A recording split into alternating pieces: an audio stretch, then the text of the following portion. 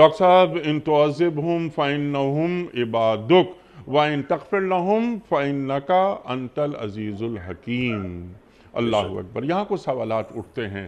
اللہ تعالیٰ کے رسول صلی اللہ علیہ وآلہ وسلم کے جو ارشادات ہم تک پہنچے ہیں آپ کے ذریعے، وہ یہ کہ قیامت کا دن یعنی حشر کا دن وہ تو حساب کتاب کا دن ہے نا، اس میں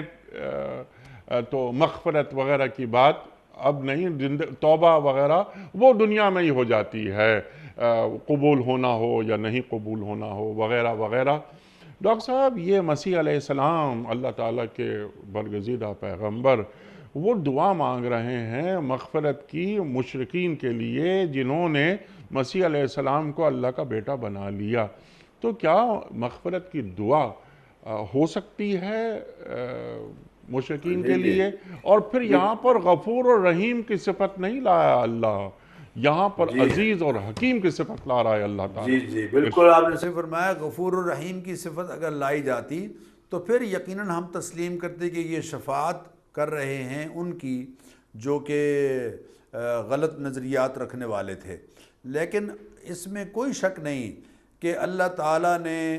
مشرکین کے لیے مغفرت کی دعا سے روک دیا ہے۔ ما کان للنبی والذین آمنوا ان یستغفروا للمشرکین ولو کانوا اولی قربا۔ کسی نبی کے لیے اور ایمان والوں کے شایان شان نہیں ہے کہ وہ کفار کے لیے مغفرت کی دعا کرتے رہیں اگرچہ وہ ان کے رشتہ داری کیوں نہ ہوں۔ اور حضرت ابراہیم علیہ السلام کے بارے میں فرمایا کہ فلما تبین لہ انہ عدو للہ، جب ان پر ظاہر ہو گیا کہ وہ اللہ کے دشمن ہیں تو انہوں نے دعا کرنی چھوڑ دی۔ تو یہاں حضرت عیسیٰ علیہ السلام جو یہ کہہ رہے ہیں کہ اللہ اگر تو انہیں عذاب دے تو یہ تیرے بندے ہیں، اور اگر وہ ان میں سے جنہوں نے اپنے عقائد اور نظریات سے غلط نظریات سے توبہ کر لی زندگی کی کسی بھی سٹیج پہ، اور وہ اس عقیدے پر آ گئے جو میں ان کو سمجھاتا رہا، تو اے اللہ تو اگر ان کو ان کی پچھلی غلطیاں جو غلط نظریات رکھتے ہوئے یہ کرتے رہے ہیں، اے اللہ تو ان کو معاف کرنے پر پوری طرح قادر ہے، اس لیے کہ لا یسأل عما یفعل،